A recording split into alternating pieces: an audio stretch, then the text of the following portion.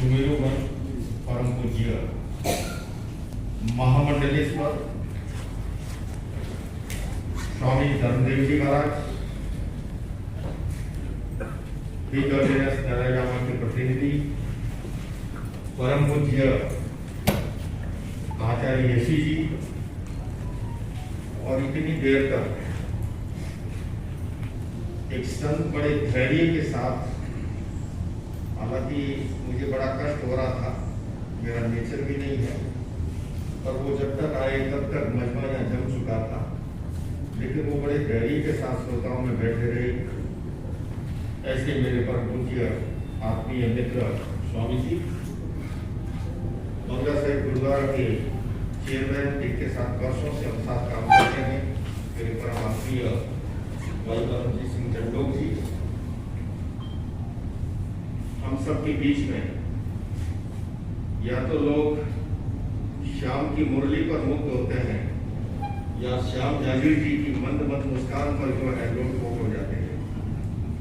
मैंने देखा है हर किसी के लिए हर समय सुलभ होना ये एक दुर्लभ विशेषता है।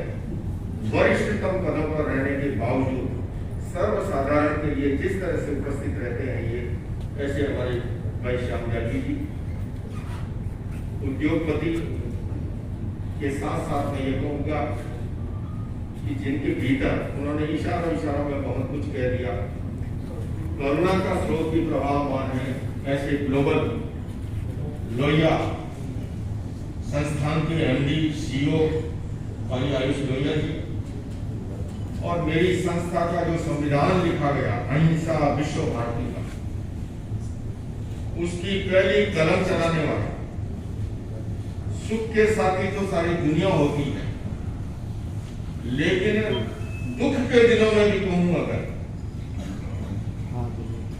जब मैंने महान विहार परंपरा स्वीकार की, हमारे जैन समाज के बहुत ही प्रतिष्ठित व्यक्ति ऐसे सामने बैठे हैं जिनके लिए मैं कह सकता हूँ भगवान महावीर कह गए अम्मा पीयू समान, माता पिता के तुल्य। हालांकि मेरा वस्तु चले तो मैं उन सबको मंच पर ले लूं, लेकिन जो व्यवस्था अमेरिका का पीछे से मुझे बताया गया, बाकी सारे और बुक थे और हम बीच में विलंब अगले सप्ताह तक नहीं ले जाना चाहते थे। आप जिस दिन आए उसी दिन हम कुछ करें, तो ऐसे अनेक सामने बैठे हुए महाराज, उन्हें पता है कि जैन परंपरा में महान विहार को स्वीकार करना ये दिए और तूफान की लड़ाई है, और अनेक बार दिया तो बुझ ही जाता है। ये तो महान ऐसे प्रतापी आचार्य सुशील मुनि जैसों ने या तो श्वास किया, या उसके साथ समकालीन कुछ ऐसे संत हुए, आज 100 की संख्या में होंगे। हम इस वर्ष पद्मश्री से सम्मानित हुई आचार्य चंदना जी, या इसी तरह से और कुछ ही संत हैं। क्योंकि मुझे जब इस मंच पर हैं हमारे आचार्य जी यशी जी, अनेक बार कहा करते थे मुझे कि लोकेशी, बुद्धिज्म और जैनिज्म एक ही मां की जुड़वा संतान है। और जब जब मैं ये सुनता था तो मेरे मन में एक प्रश्न उपस्थित भी होता था कि भगवान बुद्ध और भगवान महावीर जब समकालीन है, और इसमें भी कोई दो राय नहीं कि जैन धर्म साइंटिफिक है, मोस्ट रिलेवेंट है, और वो कितना है। पहले लोग मुझे पूछा करते थे ये क्या लगा रखा है, अब बिना लगाए और पुलिस वाला पूछता है क्या नहीं लगा रखा है। जो मैंने नहीं समझा पाया अनेक वर्षों में, वो प्रकृति के थपेड़े में समझा दिया। हजारों वर्ष उस पीड़ा से मेरे मन में एक क्रांति घटित हुई, और मुझे लगा कि आज जैनों की संख्या बढ़ाने के लिए नहीं, लेकिन समूची मानव जाति के हित और कल्याण जिस दर्शन में मौजूद है उसको दुनिया में फैलाने की जरूरत है, और इसलिए मैंने वाहन विहार स्वीकार किया। और मुझे इस बात की सात्विक प्रसन्नता है, आज इस मंच पर आपने स्वयं ने ये देखा, चाहे दिगंबर परंपरा के शीर्षस्थ पदाधिकारी हो, चाहे श्वेतांबर परंपरा के शीर्षस्थ पदाधिकारी हो, समवेत से उपस्थित और केवल जैन समुदाय नहीं, ये मेरा सौभाग्य रहा है कि मैंने अहिंसा विश्व भारती से पहले दिन से ही जाति संप्रदाय से मुक्त, क्योंकि मेरा यह मानना है कि सांप्रदायिक कट्टरता और जातिवादी जुनून ये हमारे लोकतंत्र की जड़ों को कमजोर करते हैं।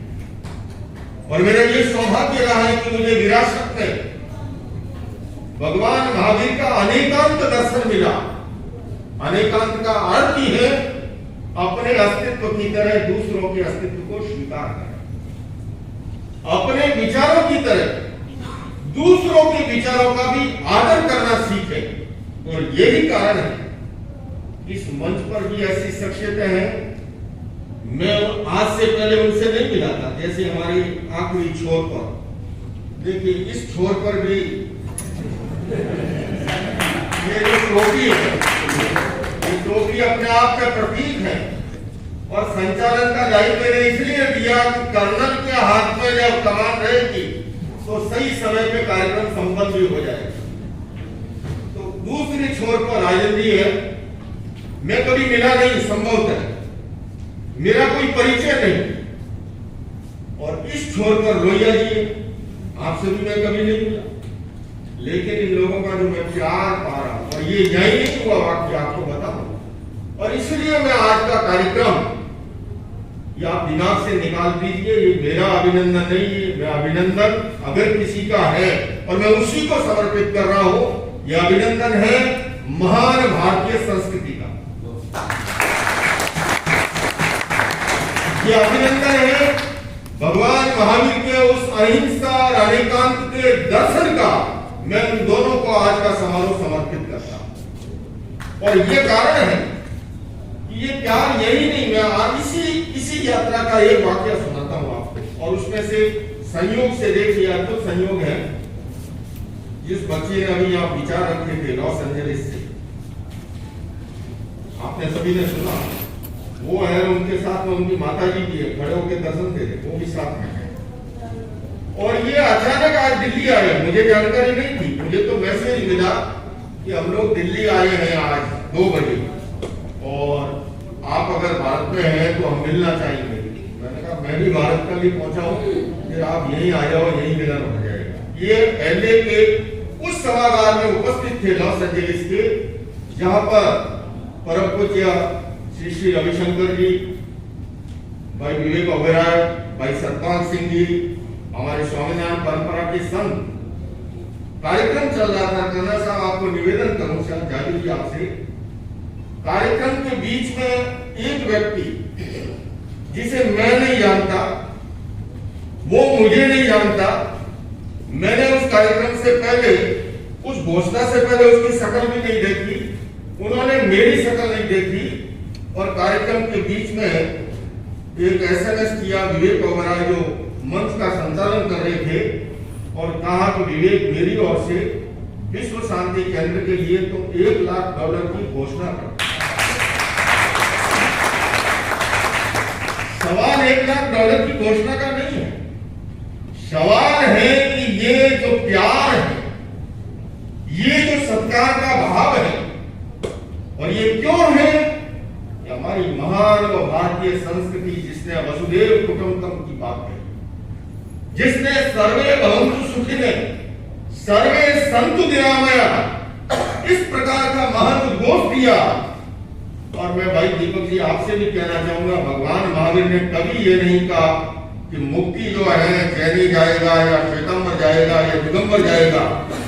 पूज्य श्री आपको निवेदन कर रहा हूं, महावीर क्या कहते हैं? कषाय मुक्ति किल मुक्ति है। जिसने भी राग द्वेष को जीता, क्रोध मान माया लोभ को जीत लिया, वो मुक्ति का अधिकारी है। उसमें कोई जैनी और नॉन जैनी का सवाल नहीं है। और मैं अनेक बार लोक भाषा में कहता हूं, इस्लामाबाद में जन्म लेने वाला भी मुक्त हो सकता है, बशर्ते उसके भीतर की भावधारा निर्मल हो, पवित्र हो, विशुद्ध हो। और अगर वो नहीं है तो लोकेश मुनि जी महाराज ये रजवन ले ले, पात्र ले ले, समय शिखर पर जन्म ले ले, पालीताना में ले ले, गिरनार में ले ले, लोकेश मुनि मुक्त नहीं हो सकते अगर उनके भीतर अहंकार, क्रोध, मान, माया का भाव है। भीतर में अगर विशुद्धि नहीं, इतना है सांप्रदायिक दृष्टिकोण जहां पर मिला हो। और जब डॉक्टर DC जैन साहब कह रहे थे कि आपने इन सबको बुलाया जोड़ा, आगे भी दिसंबर में लाइए, मैं फिर से जैन समाज से भी निवेदन करना चाहता हूं, पूरी दुनिया इस समय जो है जुड़ने के लिए तैयार है। हम अपने दिल के दरवाजे की जो है दिमाग की खिड़कियों को खोले, दिल के दरवाजों को विशाल करें। बंधुओं और बहनों, मैं एक लंबा चौड़ा समय नहीं लूंगा। मुझे पता है कि जठराग्नि क्रोधाग्नि का बड़ा गहरा संबंध है और संध्या का समय जब आगे बढ़ रहा है, इतना ही कहूंगा, चाहे जय बाइडेन जी हो, मूल हमारी भारतीय संस्कृति के जो मूल तत्व है, हमारी प्राचीन शिक्षा प्रणाली, वहां बात चल रही थी गन वायलेंस। मैंने उनसे एक ही निवेदन किया कि देखिए, गन तो एक इंस्ट्रूमेंट है और मेरे से ज्यादा वीर चक्र विजेता कर्नल टीपी त्यागी जी जानते हैं, राजेंद्र सिंगर जी जानते हैं। समस्या गन की नहीं है, समस्या है इस खोपड़ी की, समस्या इस मस्तिष्क की है। और जब तक शॉर्ट टर्म के लिए गन पर बैन की बात हो सकती है, लेकिन दीर्घकालीन अगर नीति है तो जब तक हम एजुकेशन सिस्टम में वैल्यू बेस्ड एजुकेशन को इंट्रोड्यूस नहीं करेंगे, आज शिक्षा के द्वारा डॉक्टर बन रहे हैं, वकील बन रहे हैं, इंजीनियर बन रहे हैं, किंतु अच्छे इंसान का निर्माण कैसे हो? और ये मैं नहीं कह रहा हूं, यूनेस्को का संविधान भी कहता है कि युद्ध मैदान में बाद में लड़ा जाता है, पहले मस्तिष्क में उत्पन्न होता है।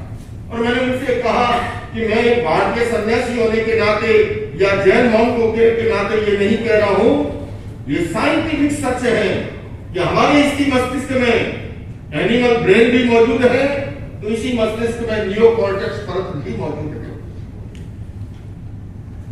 यह में टुकड़ों टुकड़ों में जो समस्या दिखती है, कभी हिंदू मुसलमान के रूप में यह आपकी समस्या हो सकती है, कभी क्षेत्रवाद की यूक्रेन रशिया की समस्या हो सकती है, अमेरिका में गोरे और काले की समस्या हो सकती है। और ये जो टुकड़ों टुकड़ों में जो समस्या दिखती है, उसका रूट कॉज है जब जब व्यक्ति का एनिमल ब्रेन जागृत होता है, तब तक वो पार्श्व कृतियों में संलग्न होता है। और मैंने कहा, ये मैं नहीं, मेडिकल साइंस अब कहता है कि अगर स्टूडेंट का सिंपैथेटिक नर्वस सिस्टम ज्यादा सक्रिय है या पैरासिम्पैथेटिक नर्वस सिस्टम, या तो वो हीन भावना में चला जाएगा, गप्पू रह जाएगा, या इतना आक्रामक बन जाएगा। जैसे इस बार टेक्सास में एक स्टूडेंट ने 1.5 दर्जन को शूट करके रख दिया, और कुछ वर्षों पहले वर्जीनिया की यूनिवर्सिटी में एक स्टूडेंट ने 3 दर्जन को शूट करके रख दिया। अगर इसका जड़ से समाधान है, वो भारतीय संस्कृति के अंदर हमारे यहाँ प्राचीन जो गुरुकुल शिक्षा प्रणाली रही है, वो केवल शारीरिक और बौद्धिक शिक्षा ही नहीं, मेंटल डेवलपमेंट और इमोशनल डेवलपमेंट। और उसका एक ही उदाहरण काफी है, सत्यम वद, धर्मम चर, क्रोधम मातु। स्वामी जी मेरे से अधिक ज्यादा बहुत अच्छे से समझा सकते हैं, क्योंकि उनकी पूरी कमांड है। वो जब बोलते हैं तो एक तो यहाँ लगता है कमांडर है, और यहाँ उधर लगता है। ये पुरानी जो कथा सत्यम व धर्मम चर क्रोधम मातु, गुरु ने कहा दूसरे दिन पाठ याद करने के लिए, दूसरे दिन पूछा शिष्यों से, सबने कहा पाठ याद हो गया। एक स्टूडेंट बोला पाठ याद नहीं हुआ। बोले ये क्या बात है, इतना छोटा सा पाठ था, कल याद करके आना। अगले दिन फिर पूछा, फिर भी पाठ याद नहीं। तीसरे दिन गुरु ने उठा करके चांटा जड़ दिया। आजकल का जमाना चांटा जड़ने का नहीं है, आजकल चांटा जड़े तो गुरु को चांटा लगा। तो उस समय कहता है शिष्य, मुझे पाठ याद हो गया। गुरु ने पूछा ये क्या बात है? बोले गुरुदेव आपने तो कहा था कि शिक्षा वो शिक्षा है जीवन में उतर जाए। मुझे अब तक गुस्सा आता था, और आज आपने जब लापा जड़ा और गुस्सा नहीं आया है, तो मैं कह सकता हूँ पाठ किया। फिर कीर्तन जो वर्षों पहले मिले, मैंने उनसे कहा कि आप अहिंसा पर कॉन्फ्रेंस करते हैं, पीस पर करते हैं। मैंने कहा मेरा भारतीय सन्यासी तो 1-1 लाख को भी भीड़ जुटाता है इस विषय पर, 1-1 सन्यासी लाखों की भीड़ जुटाता है। पर यह सच है कि केवल उपदेश से आदमी नहीं बदलता है, केवल सिद्धांत से नहीं बदलता है, बदलाव आता है प्रयोग के द्वारा। आज अपेक्षा है एजुकेशन सिस्टम में, प्राइमरी एजुकेशन से उस वैल्यू बेस्ड एजुकेशन को, उस पीस एजुकेशन को इंट्रोड्यूस करने की अपेक्षा है। मैं अधिक लंबा समय लिए लेकर यही कहना चाहूंगा बंधुओं और बहनों, मैं जो कुछ भी यत्किंचित कुछ कर पाया, उसके पीछे आप लोगों की जो ताकत है, आप लोगों की जो दुआएं हैं, आप लोगों की जो सद्भावनाएं हैं, आप लोगों का जो प्यार है। क्योंकि हमारे यहाँ कहा जाता है जो दवा काम नहीं करती है वो दुआ करती है। और ये सारे संत जब विश्व शांति केंद्र का भूमि पूजन हो रहा था वहां उपस्थित थे, और जिस तरह से उन्होंने दुआएं देकर के मुझे यहाँ से रवाना किया था, उस दुआओं की ताकत के कारण से मैं अमेरिका जैसे देश के अंदर भारतीय संस्कृति के लिए या अहिंसा के लिए, महावीर के दर्शन के लिए कुछ करने में सफल हुआ हूँ। उसका कारण यही है, उस दर्शन में बहुत ताकत है। मैं आपसे भी यही निवेदन करूंगा बंधु और बहनों, हमारे देश के माननीय प्रधानमंत्री नरेंद्र मोदी जी ने जब से देश का नेतृत्व का उस आसन को संभाला है, मैं सन 2006 से पहली बार मेरा वीजा जब अमेरिका का लगा, 2007 से मैंने जेना कन्वेंशन और प्रदूषण पर्व अटेंड करने शुरू किए। लगभग 15 वर्षों से मैं जा रहा और अब तक 10-20 देशों में गया हूं। मुझे कहने में ये कोई संकोच नहीं। इन वर्षों में भारत का जो सम्मान बढ़ा है उसके पीछे जो है हमारे देश का सक्षम नेतृत्व ने भी अपने आप में एक भूमिका निभाई। लेकिन इसके लिए केवल नेतृत्व को नहीं, जब तक देश का हर नागरिक, अभी हमारे स्वामी जी भारतीय संस्कृति की बात कर रहे थे, इसमें कोई संदेह नहीं है। भारत की महान संस्कृति का कोई मुकाबला नहीं है। लेकिन कुछ एक चीजें, जैसे मैं कई बार कहता हूं 4 सन ठीक हो जाए।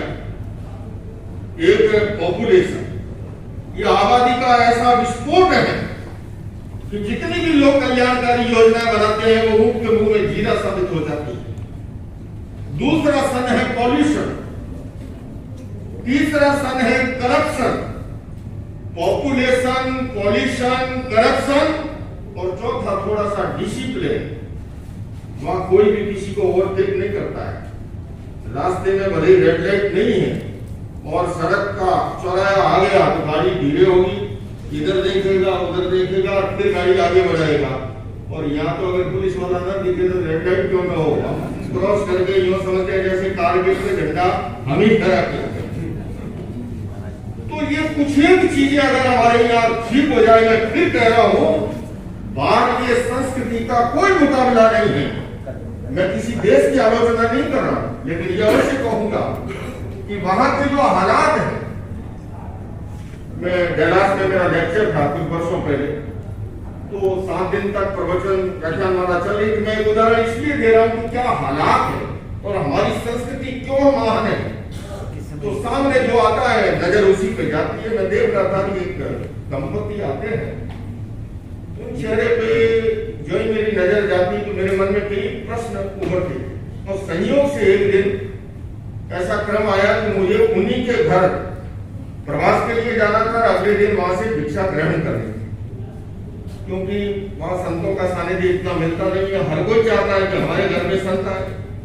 मैं घर वहां पर गया, रात्रिकालीन प्रवचन देने के बाद वहां विश्राम करना था। अगले दिन वहां से भिक्षा ग्रहण करनी थी। वहां घर एकड़ों में है, वहां गजों में नहीं है। वहां लगभग घर जो है अमेरिका जैसे देश में जाइए, हर घर आपको एकड़ में मिलेगा, गजों में है ही नहीं, एकड़ में ही है। घर का दरवाजा खोला, अंदर वो दोनों दंपति, मेरे ख्याल से उस समय उनकी कोई 70, 72, 75 के आसपास की अवस्था नहीं होगी। अंदर गए, एकड़ों के अंदर घर है, एकड़ में जब 2 ही है, मियां बीवी। घर पे जाने के बाद माँ ने अपने बेटे बहू को फोन किया, बहू रानी को, कि बहू रानी हमारे अपने घर पर संत जी आए हैं और मैं चाहती हूँ कि तुम लोग भी और कल संत जी भोजन ग्रहण करेंगे, भिक्षा लेंगे। उन्होंने अपना सामने से जो जवाब दिया, जितना मैं समझ पाया, उन्होंने अपनी व्यस्तता बताई कि हमारी तो ये व्यस्तता है, वो व्यस्तता है, वगैरह वगैरह। बेटा बहू ने, माँ ने फोन कर दिया। अब सुबह माँ उठ करके बनाने लगी भोजन। जब तैयार, माँ का मन का माने फिर से फोन किया बहू रानी को कि मैंने ये बनाया, मैंने दही बड़े बनाए, मैंने वो बनाया, ये किया, वो किया। 12 बजे गुरु जी भिक्षा लेंगे, मैं सुनती थी, तुम आ जाते तो बोले ठीक है, हम 11 बजे आ जाएंगे। अब 11 बजे बेटा बहू जो ही घर में घुसते हैं, ये जैसे फोटो खींच रहे हैं मोबाइल से, मैं बिना कैमरे के फोटो खींच रहा था। जो ही बेटा वो घर में घुसे, जो चेहरा हर समय मुझे उदास दिखता था, उनकी आंखों से उदासी टपकती थी, ऐसे लगा जैसे कोई दिए के अंदर तेल डाल दिया है। चेहरे पर जो चमक आ गई। जब तक बेटा वो घंटे भर घर में रहे और जो ही बेटा वो वापस गए, दिया जो है वापस जैसे बुझ गया। मेरे मन में आया कि अगर ये बेटा वो इनके साथ रह जाए तो शायद ये 10 साल और जी ले।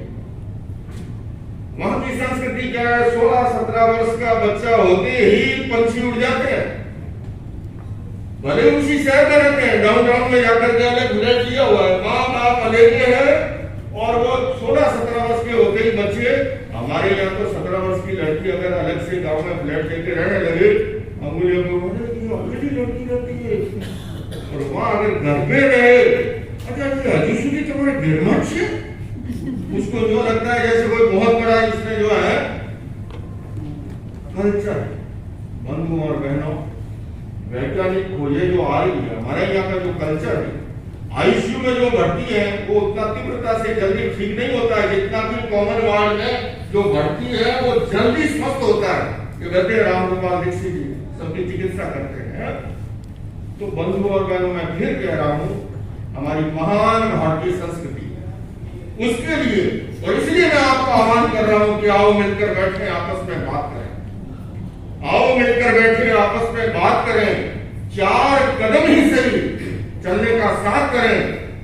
ये तो दूरी से दूरी बढ़ती जाएगी, कभी तो हम खुद से खुद की मुलाकात करें।